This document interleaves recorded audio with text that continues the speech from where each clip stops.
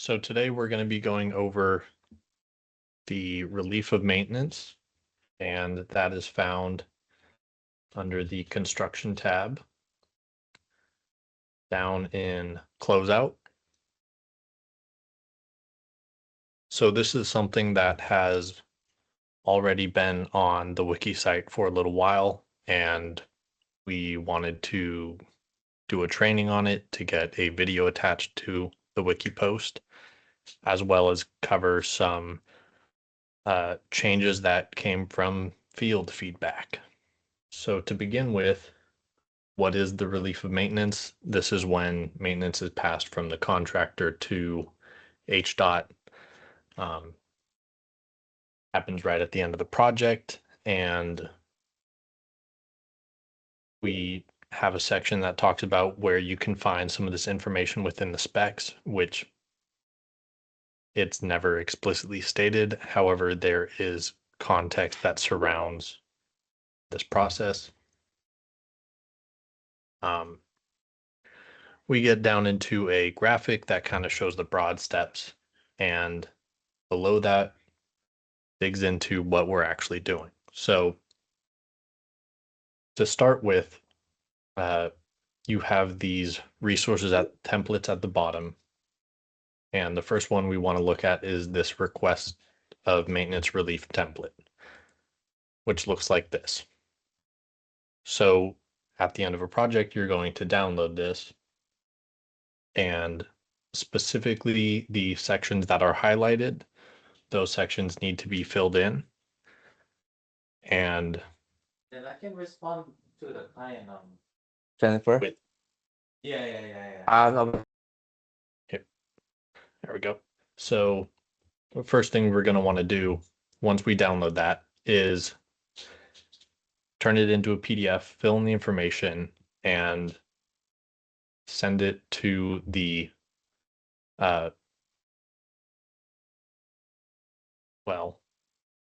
we want to turn it into a PDF once we put in the information. The next thing we want to do is add the supplemental documentation to it.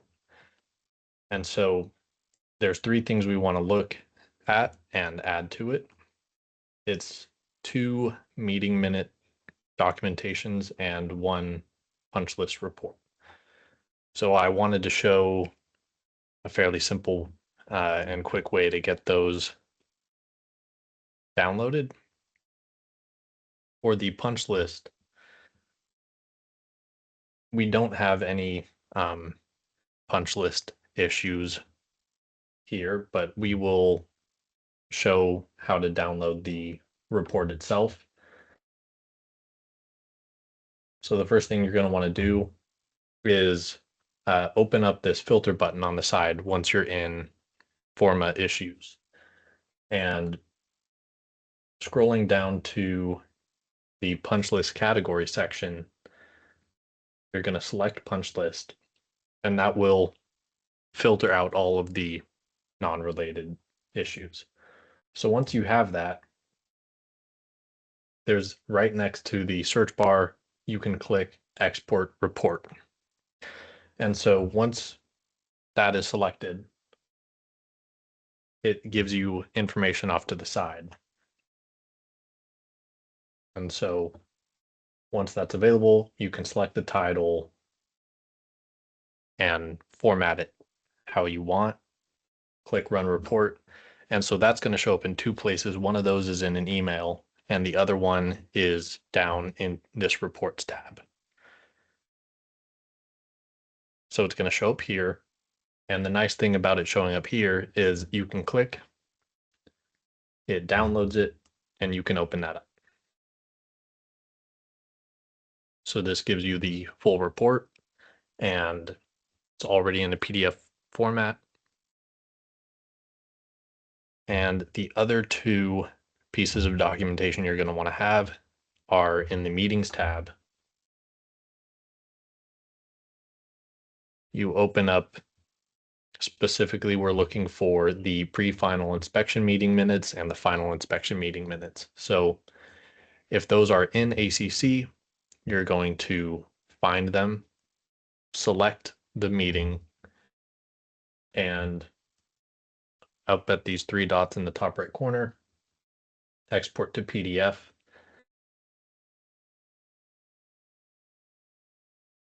And that should also be showing up in the report section. So this is the one we have just clicked on. Same idea. It downloads the meeting as a PDF. And so once you have all three pieces of the documentation, you're ready to proceed to the next step, which is signatures. So it's going to go to, well, all of this should have been put together by the project engineer. The next step is the compiled documents go to the resident engineer for signature, then the construction engineer, and finally the maintenance engineer. And so that fills out all of these three signature sections, and it's ready to proceed from there. So that's the first documentation done. From there, all of those documents will then be attached with the next template we offer, which is the relief of maintenance letterhead. So once again, open this, fill out the highlighted info, download it as a PDF. And then once all of that is done, it will go to the district engineer for signature. And then we can go back into Forma, and under correspondence, we are going to create new. The type should be general correspondence.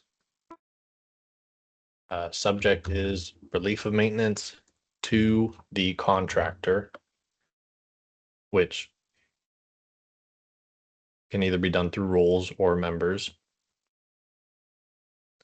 And then this is where you can add in whatever notes or content you want, but the important part is to attach the compiled PDF down at the bottom and then send it off, and that goes to the contractor, and that's the completion of relief of maintenance. So this was a fairly short one. If you have any questions regarding relief of maintenance, please let us know. Otherwise, we have plenty of time to go over any other topics. The main thing we want to highlight with this is the changes we made recently were to these templates in order to properly reflect what we're seeing or what we're getting in feedback, which is emphasizing the chain of custody on these documents. And it starts from the resident engineer, goes through the construction engineer to maintenance, and then to the district engineer at the end.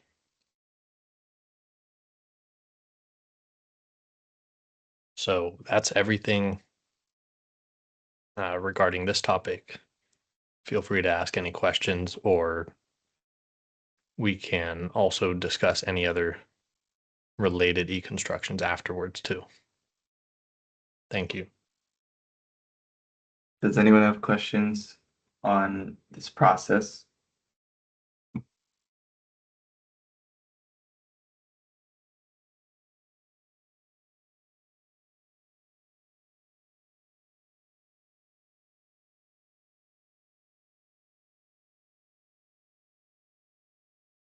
Like Grant said, we wanted to take this opportunity to, number one, provide an update, as anytime we're updating a wiki site documentation, we want to make you guys aware so that you guys can take the opportunity to download the new and latest template if you've downloaded it and saved it onto your local hard drive. Additionally, we had this post previously on the wiki site, but we didn't have any video or actual step-by-step walkthrough for it. So today provides that. And Also, it's a good refresher for all of us as, you know, projects are closing out. And one of the bigger requests throughout the past couple of years has been more trading on project closeout. So this is one of the steps in that process. So we'll say more to come on utilizing issues for punch list items. That's kind of a big one, and that's one that will be coming out here fairly soon. That's something that is extremely helpful for using Autodesk Build to facilitate the punch list finishing and completion of the punch list items for both pre-final and final inspections, which obviously leads to the relief of maintenance here that we just talked about today. So with that being said, are there any questions on this document? And Hey, this best Cord, this is practice? Glenn. Question. Yes. Hey. Yeah, when you're talking about inspection documentation, Mhm. and you're talking about the punch list item, right?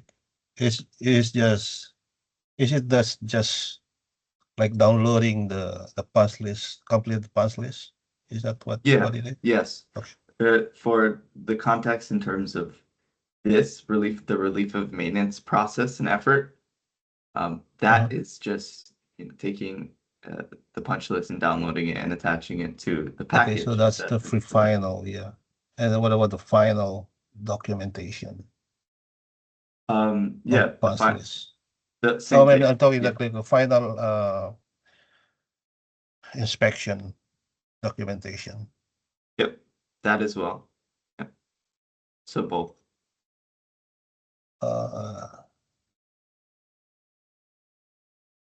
Oh, just the meeting minutes. Yep, just the meeting minutes from that. So Can you show me where is that form is? I couldn't find it on the forms side.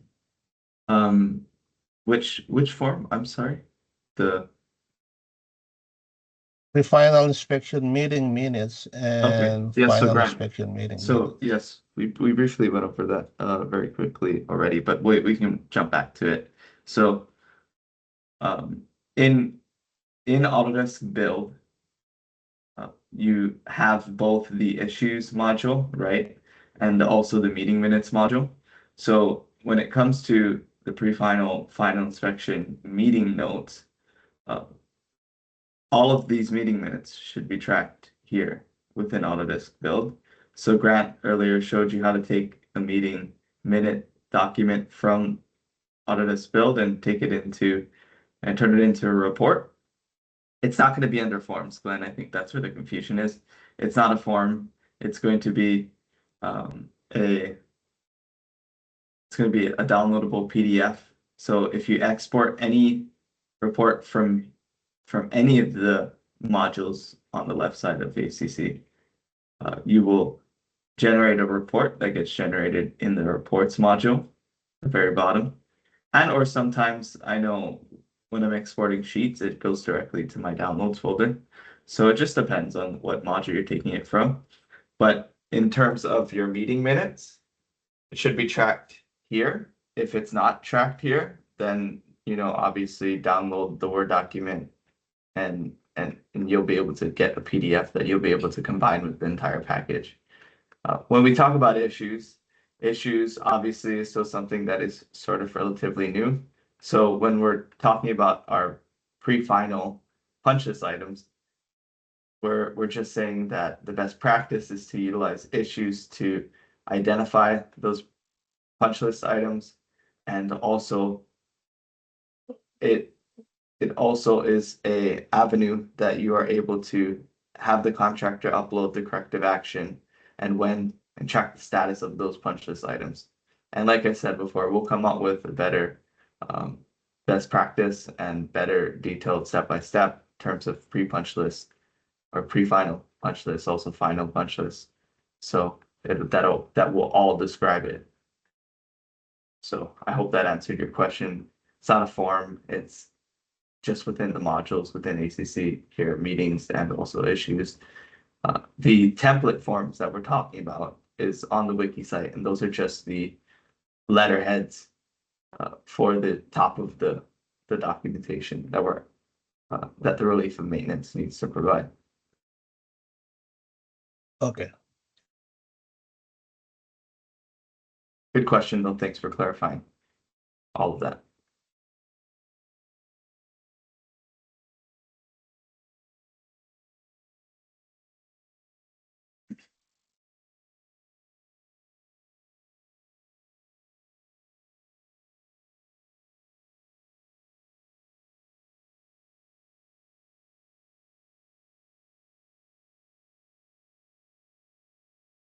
So before we get into any other questions, just wanted to take a moment to highlight some of the updates. Other than this, the relief of maintenance update we made to the wiki site. As a reminder, Autodesk Construction Cloud, the name is changing to Forma. So when we reference Forma, it merely means what Autodesk Construction Cloud is now. It's just a name change, but we're going to try our best. A lot of things on the wiki site are referred to as Autodesk Build and Docs. So that will not be changing. Build and Docs will not be changing. It'll all be under Forma. So we'll try our best to use verbiage that is familiar to everybody. So Autodesk Build, Autodesk Docs, it's not changing. And thankfully, a good portion of the resources on the wiki site reference it as Autodesk Build. But as the date gets closer, we're going to be updating all of the Construction Cloud titles to Forma. So again, just wanted to make everybody aware of that.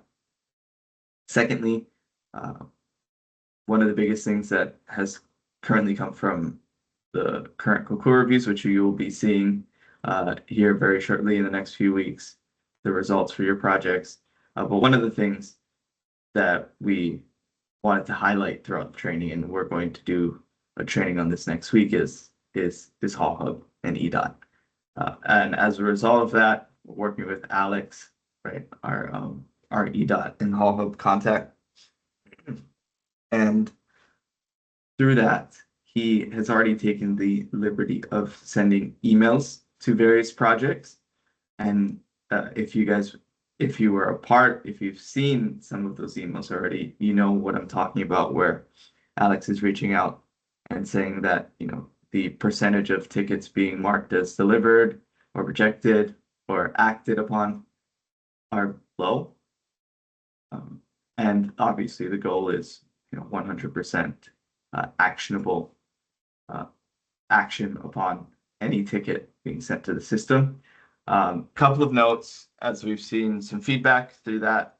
The first is that sometimes suppliers get confused when they're sending out their tickets to our EDOT ticket systems. We understand that. So it may look like you're not delivering the ticket, but it's just sitting there and it's not in your project, so you don't want to take action on it. So again, these are things that we need to work out with Alex to properly represent your project in Hall Hub. Again, not going to go into detail on it this training. We'll coordinate with Alex to see if next week, most likely we'll do a training and a refresher on Hall Hub, refresher on EDOT, refresher on how to get into your projects, refresher on how to mark them as active. And then additionally, the office hours time will be able to, I got to talk with Alex and see if he's able to make it, but hopefully he'll be able to be here and be able to coordinate live projects where we're able to solve some of the perhaps confusion on that early. So that's next week. I don't want to get into detail about it today, but if you do have any immediate issues with Hall Harbor EDOT, please send over your request to Econ, as we'll work with Alex to get whatever immediate issue resolved. And also, yes, we don't want, if the suppliers are sending tickets that are not part of your project to your project, and that's the reason why you're not marking them, it's delivered, we need to get that sorted. And obviously Alex can work with the supplier portal, which we do not have access to as an HShot or as an HShot project team, you don't have access to the supplier portal. So again, next week we'll talk more in detail about this. If you have any immediate issues, please reach out to us. We did send out kind of a big email chain this week, or Alex did, requesting for more action on some of these items. So yeah, please feel free to reach out. Again, also shifting gears, we also had various updates with Headlight. So Headlight,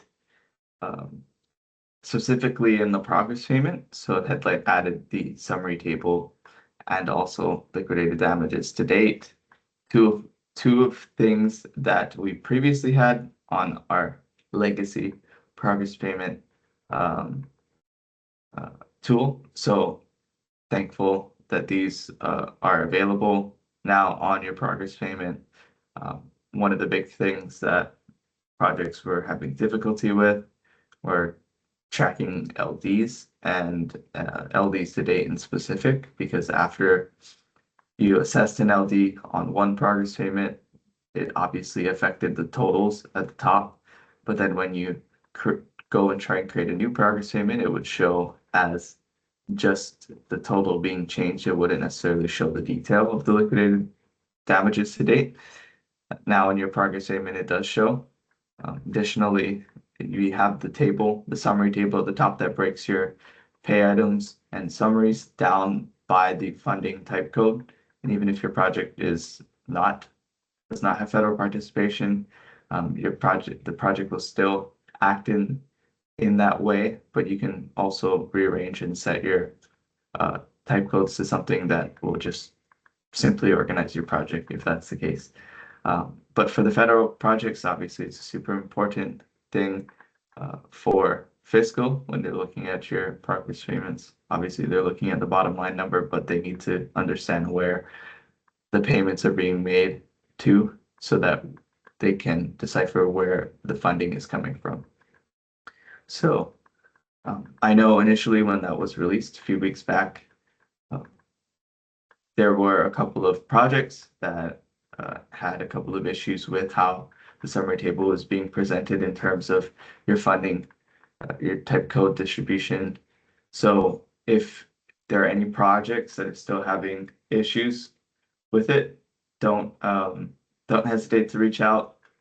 We want the progress payment to look as tidy with as little mistakes as possible. So if you're having any problems with summary table presentation, funding type codes on your project, anything to do with progress payments, please feel free to reach out to Headlight. Craig is our contact. Craig has come on office hours here a few times to demonstrate some of the latest updates. So he is the contact, but please also CC support@headlight.com and also econ@qrc.com for any requests for help. So those are the latest updates, just a short recap.